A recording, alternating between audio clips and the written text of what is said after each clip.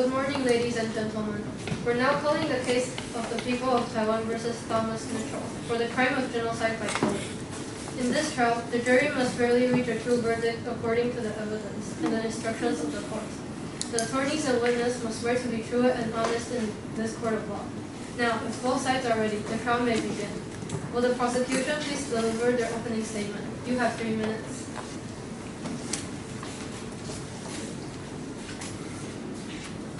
Good morning, ladies and gentlemen of the grand jury.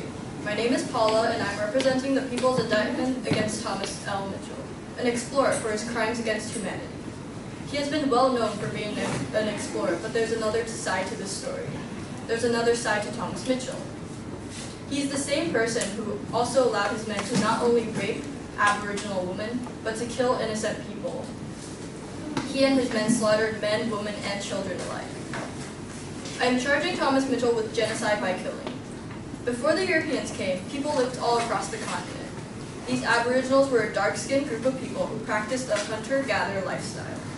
However, in 1770, when the British landed in Botany Bay, that all changed. Before long, it became the center for British colonization of the region, and it led to the downfall of the Aboriginals. Just take a look at the map from the evidence book that I'll show you later.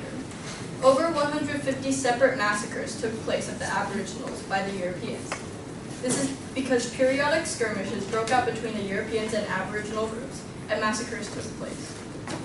Thomas Mitchell is among those explorers who participated in the massacres.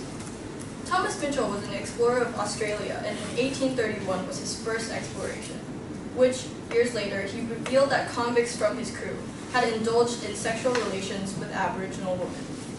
This is just one example of the lack of control he had over his own crew. During his second exploration, more tragedies ensued. There, in a confrontation with an Aboriginal, the Aboriginal was shot and heavily wounded with shotgun pellets. In another incident days later, 3 Aboriginals, including a woman and her child, were killed by his men's guns. Just a year later, in his third exploration, they came across 200 Aboriginals, to which Mitchell's men started to shoot and killed 7 of them. From the accounts of the 1800s, I have evidence of several murders, small-scale genocide, and rape of these Aboriginal tribes.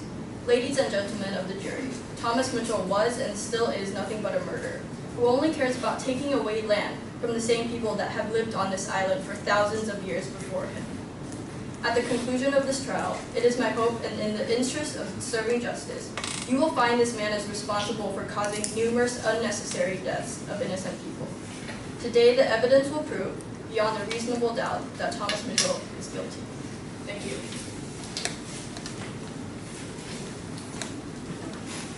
Now, will the defense please deliver the opening statement? You have 3 minutes.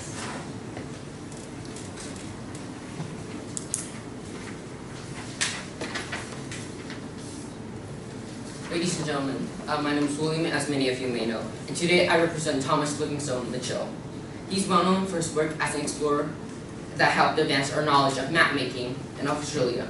You've heard the prosecutor explain what she hopes will be proven, but something unbeknownst to many of you is that is far from the full picture. Thomas Mitchell was a remarkable man who was wrongfully accused of events that were both out of his control and purely self-defense. He may have killed Aboriginals, but oftentimes, unbeknownst to many of you, they started fights. They killed crew members and horses that wander off. And they raid and steal food and supply, leaving many to starve at times. The prosecutor said that he's the same that murdered innocent Aboriginals. But how innocent can they truly be if they are also the ones that murder innocent foreigners and crew members that wander off, such as Richard Cunningham, who was a botanist on the crew? Ladies and gentlemen, think for a second. Have you thought that when tragedy occurred involving the settlers and the natives, it might actually not be the settlers' fault? It might actually have something to do with the settlers. We all have a deep bias toward European settlers because they're always the one coming over taking land, right? Because they're the trigger-happy tyrants who like to shoot at innocent people, right? Wrong. After hearing and examining the evidence, you may be surprised by just how much of the full picture has actually been hidden away. And we ask for you to keep an open mind and listen to all the evidence, deem this man not guilty. Thank you.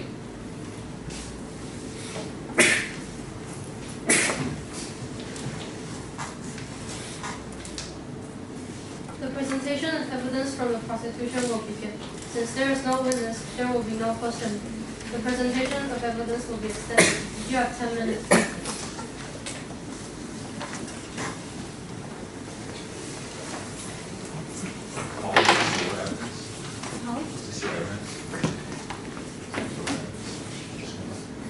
No.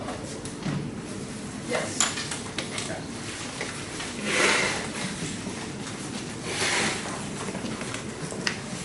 In an article by The Guardian about the underlying debt in the history of Australia, you see that Europeans, especially Thomas Mitchell and his men, were dangerous. In the first 2 pages of the evidence book, you can see accounts of these explorers abducting Aboriginal women, using armed soldiers to kill tribes, killing multiple innocent members of the community. The list goes on and on. These murderers even wanted the bodies of these Aboriginals to be killed and hung across the camps. The first thing I want to point out is that in this article, even though this article is about the history of Australia as a whole, the article thought Thomas Mitchell was dangerous and murderous enough to include this, quote, Thomas Mitchell had quite some bother with the Aboriginal people. He was rather too eager to shoot on sight than to appease the tribe, killing 7, end quote. Now we will focus on the second exploration, in which Thomas Mitchell's party fired upon a group of Aboriginals and killed them after being seen. Thomas Mitchell clearly shows a biased view of Aboriginals, calling them, quote, implacably hostile and shamelessly dishonest. He and his men fired several shots which left Aboriginals killed and wounded. This piece of evidence was found in the official biography of Thomas Mitchell in the Australian Dictionary of Biography, and can be found in the 8th section of our evidence book.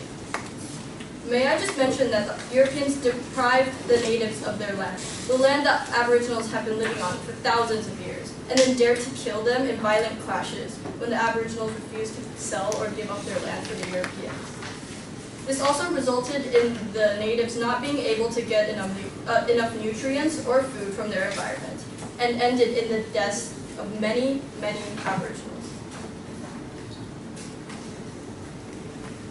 Now we will focus on the third exploration. In his third exploration, Thomas Mitchell and his men committed the crime of shooting at an Aboriginal tribe, which resulted in 7 Aboriginal members of that tribe being killed. The first piece of evidence I have of this event occurring is a paper discussing whether Thomas Mitchell murdered Aboriginals, written by John Reed, who was a coordinator of the Major Mitchell Commemorative Project. And in the paper, he references a book called Blood on the Bottle by Bruce Elder. In his third exploration, the paper talks about the events leading up to the Mount Dispersion incident, which occurred along the Murray River on the 27th of May, 1836. A quote from this paper reads, Mitchell had an established reputation with the local Aboriginals as a brutal man that could not be trusted. Clearly, the Aboriginals already did not have a good relationship with Thomas or any of the explorers that came along with him. From his previous explorations, Mitchell had earned himself a reputation for being brutal and violent among the Aboriginal tribes. The paper then goes on and tells us of the events that occurred, saying, quote, on the 24th of May, at Lake Banani, Mitchell and his 15-man party met a mob of between 180 to 400 Aboriginals from the Darling River, end quote. According to Bruce Elder, Thomas Mitchell interpreted that an Aboriginal ritual was happening on the night of the 26th of May, and he thought it was a prelude to an attack, and he was the one that attacked them first. An Aboriginal child was wounded in that attack. Mitchell was ignorant of the Aboriginal ways, and although he was unprovoked, he was quick to attack the unarmed Aboriginals. The paper also documents the actual Mount Dispersion incident and not just the events leading up to it, saying, quote, Mitchell split his 15-man party to catch them in a pincer movement to disperse them. This surprised them, and under attack, they, referring to the Aboriginals, fled to the other side of the river. The Mount Dispersion incident actually resulted in a Legislative Council inquiry on the 16th to 19th of December, 1836, at which evidence was given of 7 killed and 4 wounded. The book discusses how Mitchell ignored specific instructions from the government not to use force or firearms against the Aboriginals. Think about it. There were even specific instructions from the government not to kill the Aboriginals, But Thomas Mitchell defied not only what is morally right, but the government's wishes as well. This is not a leader, this is a murder. This is not self-defense, it is a massacre. Thomas Mitchell also wrote about the loss of life in his own journal, describing the tribes as, quote, treacherous savages, and detailing how his men chased them away, pursuing and shooting as many of them as he could. The reason people do not hear about these tragedies and crimes that he has committed is because people are too focused on the fact that he explored Australia. But why do they only focus on that? Maybe it's because people try to hide these tragic events, like the massacres, to make the Europeans seem more heroic than they actually were, to disguise the violent and brutal nature of these people that we believe are good. Even newspapers don't want people to know about the wrongdoings that the explorers have committed. When Thomas Mitchell's report of this incident was released to the public in Sydney a few days ago on December 16, 1836, the section from his article about his rude descriptions of the Aboriginals and how his men killed them were purposely withheld from the article. If written accounts are not enough, Thomas Mitchell's concerns about the survival of his party is best evidenced by himself, because he left a message about his situation, buried in a bottle at a tree he marked M and Dig at present-day Wentworth. I hope the jury takes note of this evidence because it clearly details, through multiple counts, that Thomas Mitchell is guilty of the murder of these Aboriginals. Thank you.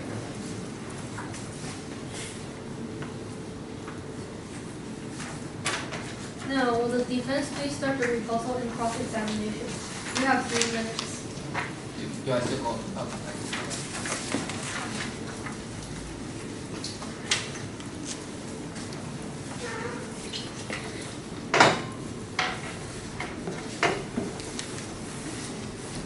So like, do I just ask her, like, an evidence, like, asking a witness, or do I just, like, prove, like, argue? You can ask or rebut, or both. Can the prosecutor please explain what the ways of the natives they had for hundreds of years are? Are you referring to when they once were hundreds of years ago were cannibals who used to eat their women to death and eat their children? The Aboriginals lived a nomadic lifestyle, which meant they lived off of the environment. So they would use the nature, which is like trees and animals, and they would eat the things from the surroundings. And how would we be if we aren't like that? You don't have to Relying on the be like nature, that. relying on the nature, on violence, on human instincts. The thing is, Aboriginals were doing well and they were content in their lifestyle before the Europeans came. They don't need to be civilized. They don't need to have technology. They're doing fine by themselves.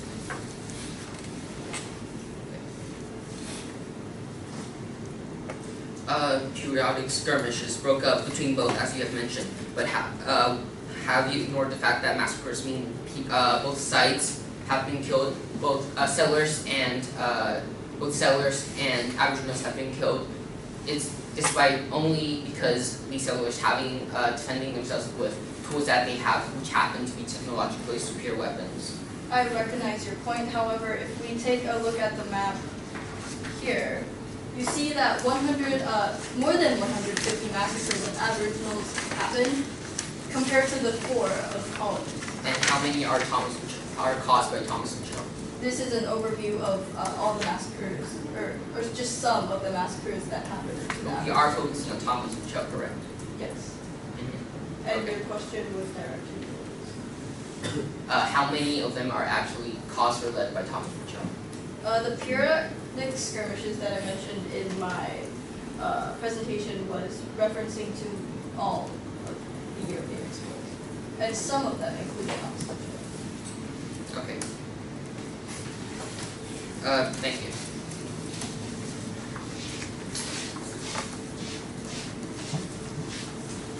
Will the prosecution collect their evidence from the jury?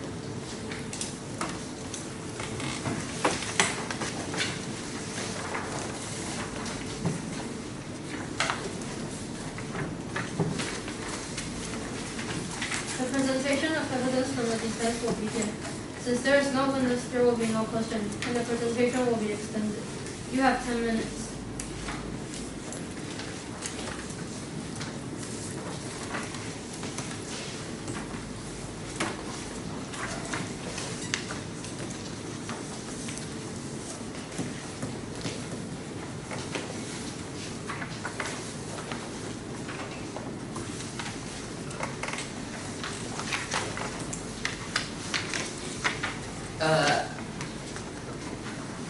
The prosecutor said that Thomas Mitchell's party fired upon groups of Aboriginals and killed them after being seen on the second expedition.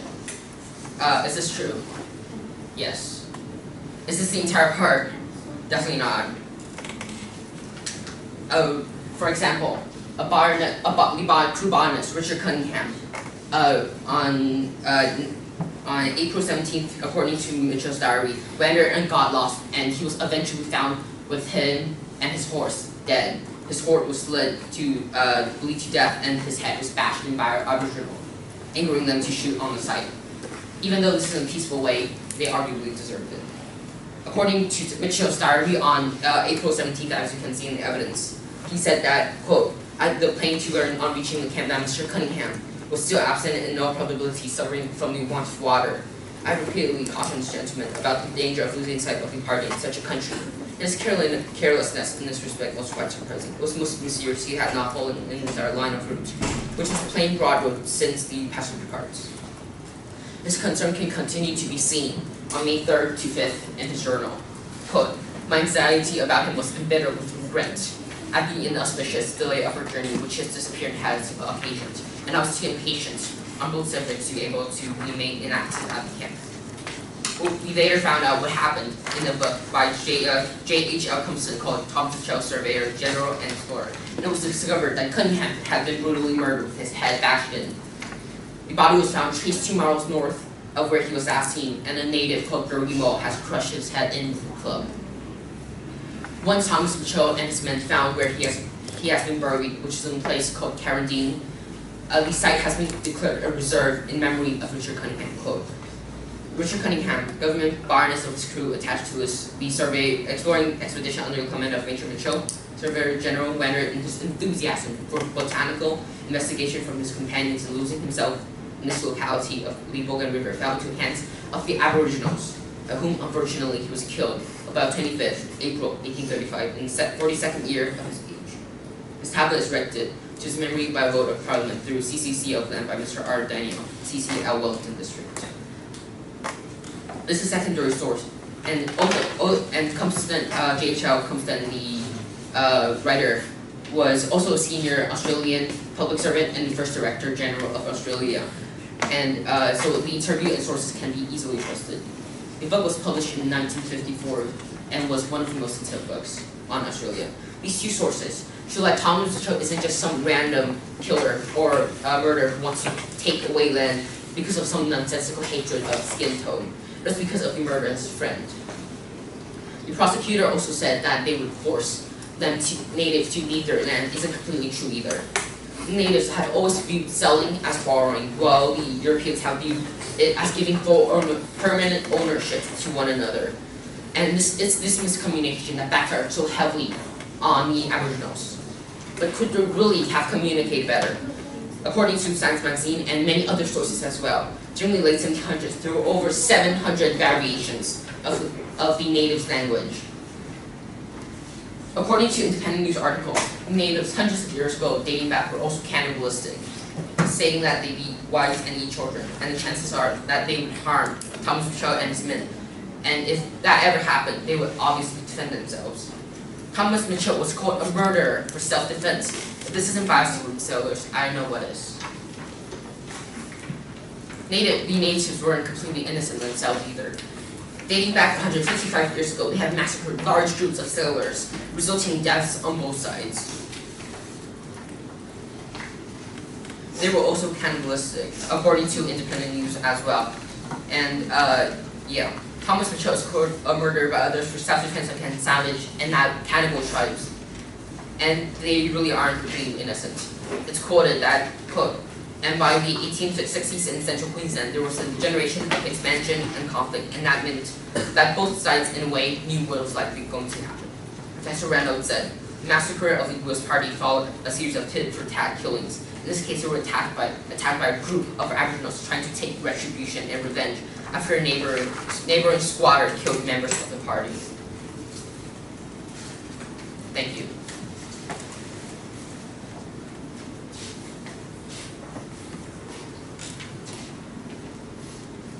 Now, will the prosecution please start the rebuttal and cross-examination? You have 3 minutes.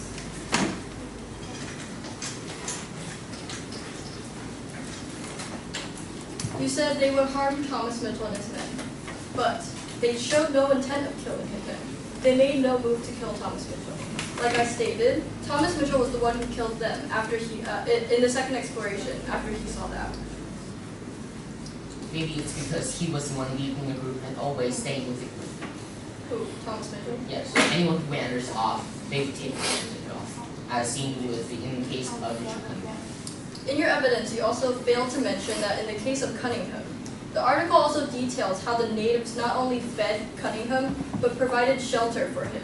And he was the one that caused trouble at their camp, due to his mental insanity of months of wandering. He planted thoughts of murder and paranoia into the minds of the Aboriginals, who had to remove him before he killed them. Cunningham was the one who entered the Aboriginals' camp, is he not? Yes. Yes, and the Aboriginals took good care of him before his death, is he not? Yes.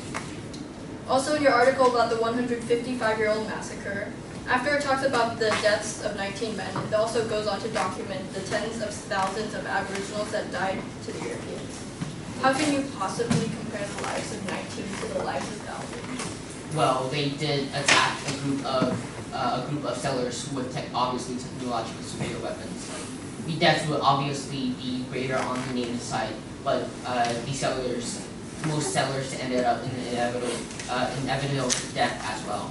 And in the case of Richard Cunningham, I'm not completely sure on the source, because Richard Cunningham has been said to be paranoid, but never about hurting other Aboriginals as he struggles to get back to Thomas Mitchell's crew. In your own evidence book, it says at the end of the yellow page, it says that he had mental insanity for months of wandering. He had never done any action, and it was the natives' paranoia that actually caused it. It says that he was the one who put thoughts into the minds of them. How? They can barely communicate. Because he feared that they would kill him, and instead he was the one who fed paranoia that when they took care of him at his camp. Well, I'm sure there's reason to believe why they did kill him, considering they have been in their eyes savages and have hurt and killed and stole many of their supplies. Why would you kill someone that feeds you and provides shelter for you? Well, exactly. Maybe he wasn't planning on killing them. Maybe that's from the natives' point of view. Maybe he wasn't planning on killing them, but due to his mental insanity. Thomas Mitchell is also not as good as you paint him out to be. He was someone that held a grudge against the Aboriginals for the wrong reason. Mitchell describes them as savages and jumps into conclusions about their intents based solely on his limited knowledge. Time is up. Will the defense collect their evidence from the jury? The prosecution may begin their closing statement.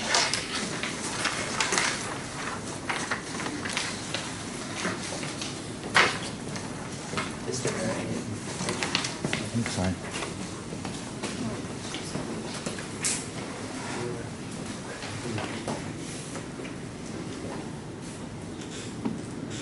Ladies and gentlemen, try and imagine if you were in the Aboriginals' position. You're in this wonderful land, living your nomadic life, and everything is fine. Then suddenly, these random European people intrude your sacred land and start living on it like they own your territory. They start building and living in your home because they want their empire to become bigger. They push you out of your home and force their people into your small territory, forcing their culture, language, and religion down your throat as they ignore and scoff at your beliefs. These Europeans, like Thomas Mitchell, intruded the Aboriginals' peaceful lives for their own selfish desire to conquer more of the world, and to make uncivilized Aboriginals become civilized like them. Thomas Mitchell and his men had no right to intrude the Aboriginals' peaceful lives.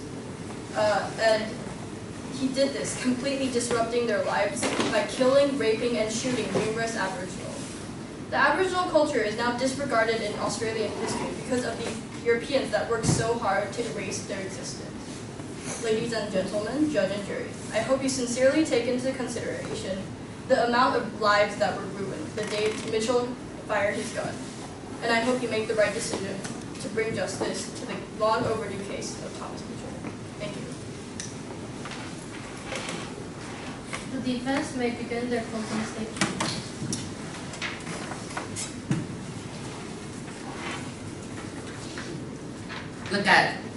Look at the seller's position from your point of view.